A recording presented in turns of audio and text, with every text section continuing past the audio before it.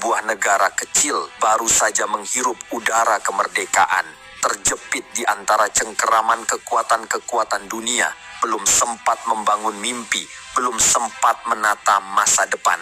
Namun hanya dalam 3 tahun, lebih dari 2 juta nyawa melayang. Mereka dibom, dibakar, dihancurkan dari udara tanpa ampun. Amerika Serikat sang dikdaya menjatuhkan lebih banyak bom ke Korea Utara daripada seluruh bom yang mereka jatuhkan di medan perang Pasifik selama Perang Dunia Kedua. Pyongyang berubah menjadi gurun api. Kota-kota menghilang dari peta. Sekolah, rumah sakit, sawah, hingga bendungan. Semuanya di bumi hanguskan tanpa sisa. Langit dipenuhi asap, tanah dipenuhi mayat. Dan hari ini, dengan angkuhnya dunia menyebut Korea Utara sebagai negara gila.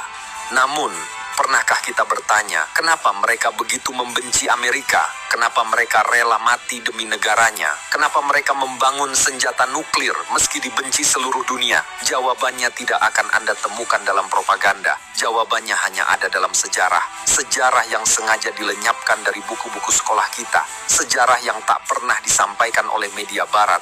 Dan inilah bagian paling kelam dari sejarah Korea Utara. Sebuah kisah yang jarang sekali dibicarakan. Bagian yang akan membuat kita paham, Korea Utara bukan gila. Mereka hanya tidak lupa siapa yang pernah membakar rumah mereka habis-habisan. Ketika dunia hari ini bertanya, kenapa Korea Utara begitu membenci Amerika? Kenapa mereka mati-matian membangun senjata nuklir? Dan kenapa mereka menyebut Amerika Serikat sebagai iblis global? Jawabannya bukan karena propaganda, tapi karena mereka pernah dibakar hidup-hidup oleh negara yang hari ini mengklaim diri sebagai pembela hak asasi manusia. Sebuah ironi yang pahit, bukan? Pemboman besar-besaran di Korea Utara bukan sekadar operasi militer biasa. Ini adalah eksperimen brutal untuk menguji seberapa jauh Amerika bisa menghancurkan sebuah bangsa. Bukan hanya tentaranya, tapi juga rakyatnya, airnya, makanannya, bahkan harapan mereka untuk hidup.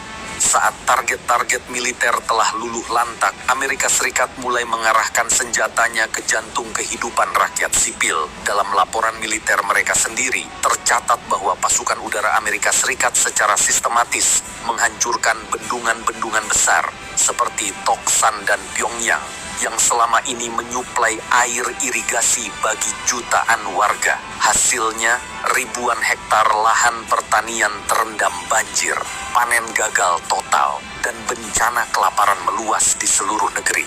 William Polk, peneliti senior dari University of Chicago dan mantan penasihat Gedung Putih, pernah menulis sebuah kalimat yang mengguncang nurani rakyat Korea Utara. Katanya, mati bukan hanya karena bom, tapi karena kelaparan dan penyakit yang sengaja ditimbulkan.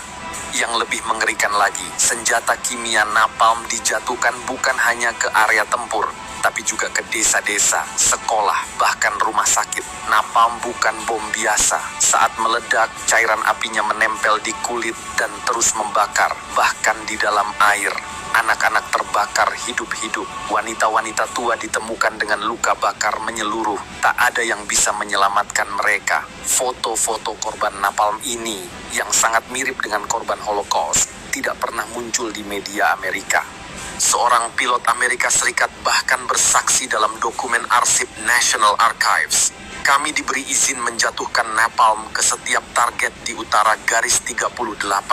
Bahkan, jika itu hanya sebuah rumah jerami atau sekolah, kejahatan perang ini tidak dilakukan secara diam-diam. Jenderal O.P. Smith, Komandan Divisi Marinir Dunia Kedua, dan menyepakati Konvensi Jenewa. Tapi di Korea, Amerika Serikat menunjukkan wajah aslinya, bukan pelindung HAM, melainkan pelanggar HAM terbesar yang membungkus kebrutalan dengan jargon kebebasan.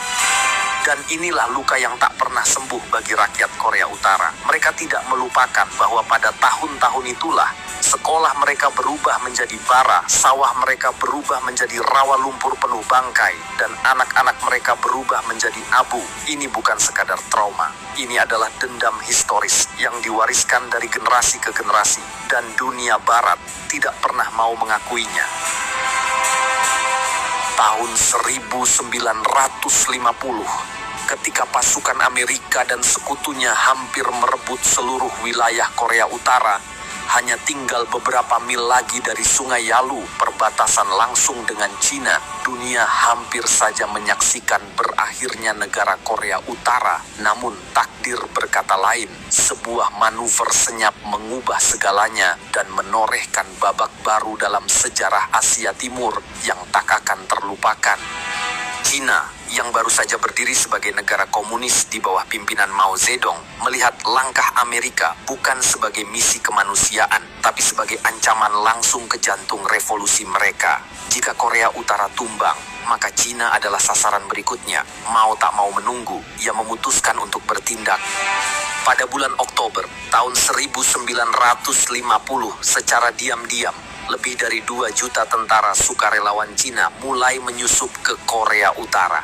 Operasi ini dikenal sebagai Chinese People's Volunteer Army. Ini adalah intervensi militer penuh yang dikomando langsung oleh para jenderal terbaik Cina. Mereka datang bukan untuk bernegosiasi, mereka datang untuk membendung ambisi Amerika. Dingin, terorganisir, dan brutal, pasukan Cina menyerang pasukan Amerika Serikat di musim dingin yang membekukan. Dalam pertempuran Chosin Reservoir, pasukan elit marinir Amerika dikepung dan nyaris dihancurkan habis. Meskipun Amerika unggul dalam teknologi dan dominasi udara, jumlah pasukan Cina yang tak terhitung serta tekad mereka yang membara berhasil memukul mundur kekuatan Barat. Akibatnya garis pertempuran bergeser kembali ke tengah, mendekati garis 38 derajat, titik awal di mana Korea terbagi 2. Perang yang tadinya hampir dimenangkan Amerika Serikat kini berubah menjadi perang buntu. Tahun 1953, gencatan senjata akhirnya ditandatangani di Panmunjom. Tapi perlu diingat, yang mereka tandatangani bukan perjanjian damai, melainkan hanya gencatan senjata. Artinya, secara hukum internasional, Amerika Serikat dan Korea Utara masih berada dalam status perang hingga hari ini. Inilah alasan sesungguhnya kenapa Korea Utara terus membangun kekuatan militer. Inilah sebab kenapa mereka mengembangkan senjata nuklir. Dan inilah dasar kenapa mereka melihat Amerika bukan sebagai mitra perdamaian, melainkan penjagal yang hanya berhenti karena dihentikan paksa oleh Cina. Di mata rakyat Korea Utara, Cina bukan sekadar sekutu biasa. Mereka adalah penyelamat, pelindung, dan satu-satunya tembok yang pernah mampu menghadang kekuatan Barat. Sejak saat itu, hubungan Pyongyang dan Beijing berubah menjadi perisai yang tak terpisahkan. Banteng bersama, melawan apa yang mereka sebut sebagai imperialisme Amerika. Di Korea Utara, dendam bukan sekadar perasaan. Ia adalah kurikulum pendidikan. Ia adalah identitas nasional. Ia adalah warisan turun-temurun yang ditanamkan sejak seorang anak pertama kali belajar membaca hingga ia tumbuh menjadi tentara yang di museum-museum perang Korea Utara. Pengunjung akan disambut oleh patung anak kecil. Tubuhnya hangus terbakar. Dinding-dinding dipenuhi foto asli korban sipil, dan di balik kaca tersimpan potongan bom Amerika yang ditemukan di reruntuhan desa. Ini bukan fiksi, ini adalah jejak kekejaman yang terdokumentasi. Bahkan sebagian diakui sendiri oleh arsip militer Amerika Serikat. Generasi demi generasi tumbuh dengan memori ini. Mereka tidak diajarkan tentang perdamaian dunia seperti narasi Barat. Mereka diajarkan bahwa dunia tidak akan pernah memberi mereka keadilan, kecuali mereka merebutnya sendiri. Dan musuh utamanya jelas, Amerika Serikat. Inilah alasan mengapa warga Korea Utara rela mati. Mereka tidak pernah mau bertanya, apa yang membuat rakyat sebuah negara sampai rela bersenjata lengkap seolah siap tempur habis-habisan. Jawabannya bukan kegilaan, tapi ingatan. Ingatan tentang neraka yang pernah dijatuhkan dari langit dengan bendera Amerika di lambung pesawatnya. Selama puluhan tahun, media Barat tak pernah lelah menertawakan Korea Utara.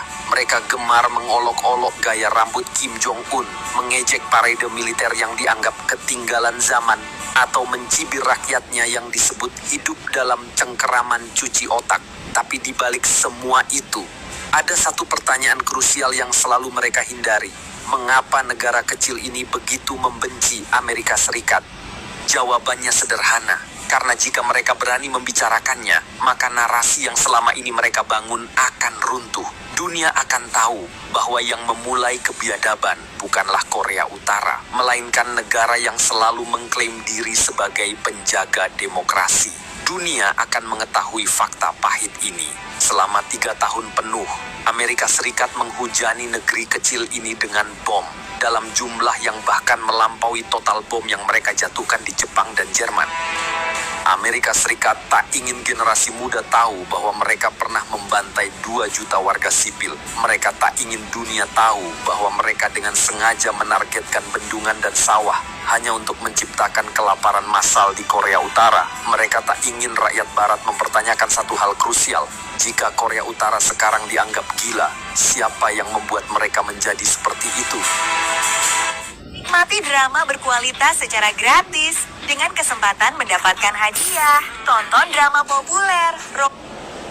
Gila, siapa yang membuat mereka menjadi